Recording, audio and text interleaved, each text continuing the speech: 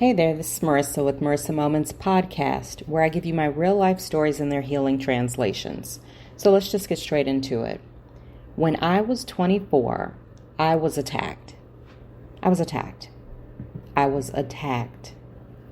by a person that was supposed to be a safe being in my life, in a place that was supposed to be my safe space.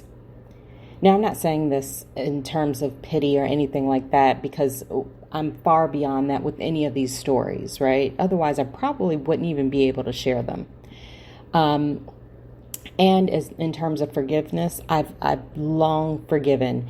But what Spirit keeps bringing up these past situations and circumstances so that I can take a deeper look into them and explore the wounds. And when I mention the wounds, I'm not just talking about my wounds. I'm talking about the wounds of the other parties as well. And initially, I felt almost like resentful about needing or being instructed to explore the other person's wounds, because what about me, right? Because I feel as if I've spent an entire lifetime, several lifetimes up to this point, essentially explaining away other people's negative or toxic behavior towards me, right? Which has kept me in somewhat of a victim state. But as it pertains to this specific experience, what I receive is, it was a very traumatic turning point, and it was a necessary occurrence, which sounds really messed up. Like, I am completely aware of everything that I say, but I am also divinely instructed to share it. So that's what I'm going to do. So the circumstances were such where I was attacked. Now, don't get me wrong. I fought back, right? Because that's what I do. That's what I'm accustomed to. And that's what I do. That's what I will always do. So I fought back. And at the end of the altercation, I called the police. The police show up. And there was a moment where I was in stunned shock, just trying to process the entire event that had just occurred. The other person that was involved and the other people that were involved were in one space and I was in another. At this point, I didn't even care what happened. I couldn't barely process it. I didn't know which way was up, which way was down. I was in complete shock, like I said. And I just wanted to make sure I could secure myself, right? And I can recall one specific moment where I was talking to the police officer and he kept saying like these numbers and I just couldn't process it. It was just like he was speaking a completely different language. And he said something, and I'll never forget it as long as I live. He said, because I couldn't remember the numbers that he was telling me after this whole traumatic event, he said, no wonder they wanted to beat your ASS. And even still in shock, I couldn't even process that part, right? Now, this isn't about a pity party, because there's several different sides to every single story, right? What I received behind this is that, one, it was a necessary occurrence. Had it not occurred, I would have definitely found myself comfortable within a somewhat toxic environment that was already pushing me out, but I refused to leave because comfort.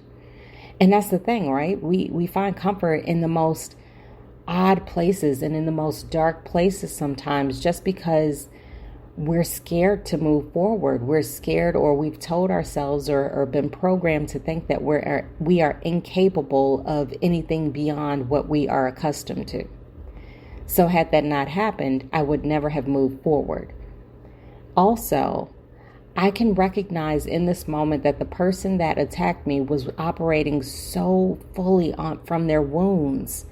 They had essentially in their minds come to a climactic point where they felt like the weight of the world was on their shoulder. They had been called into a circumstance under which they had no clue what was happening. And their first immediate response, because of all of this buildup and all of this fire that they didn't have the proper tools to diffuse, was to explode on me. Now, Again, I'm not playing like I am an angel because I didn't have the proper tools then either, nor did the other person who was overseeing the circumstance. They did not have the proper tools. We were all working from generational trauma that told us the first reaction is to allow things to stack up and then have an explosive response and then figure it out later, right? Again, full circle. It had to have happened. And now I understand and I can see the people for exactly where they were in that moment. But now let's get this clear. Just because you understand someone's motives or their wounds behind their actions does not mean that you have to be in their physical or even emotional presence. There are boundaries that is necessary. What is also necessary is to come to a place and space of forgiveness. And you've heard this a million times over, and I'm going to be another one to repeat it. Forgiveness is not for the sake of the other person. Forgiveness is for the sake of yourself. Because if you can't learn to forgive, then you're just going to be operating from that same fireball that allowed that original person to explode in the first place. And then you're going to just perpetuate the cycle of violence or mistrust or toxicity or whatever the circumstance is. So it is crucial to get to a place and space of forgiveness and understanding.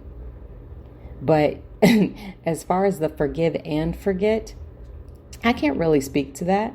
This isn't a circumstance that I think about often, but Spirit does kind of bring it into my awareness every now and then so that I can do a translation of it.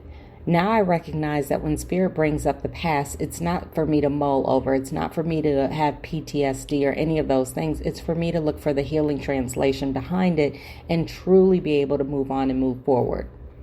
So that's it. And if this message resonates, then that means it's for you. And if not, that's cool too. Just keep it pushing. Either way, I thank you for listening, and I wish you the very best day ever. Until next time, you know the vibes. Peace. And by the way, don't forget to check me out on all of social media. I will include the post in the descriptions or the links in the descriptions.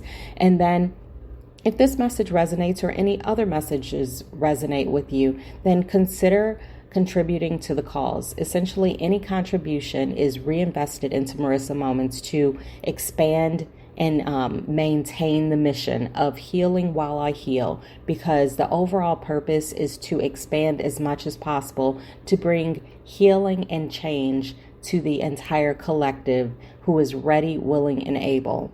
So I'll put that information in the description as well. I thank you in advance for your contribution, and until next time, I wish you the happiest of healings.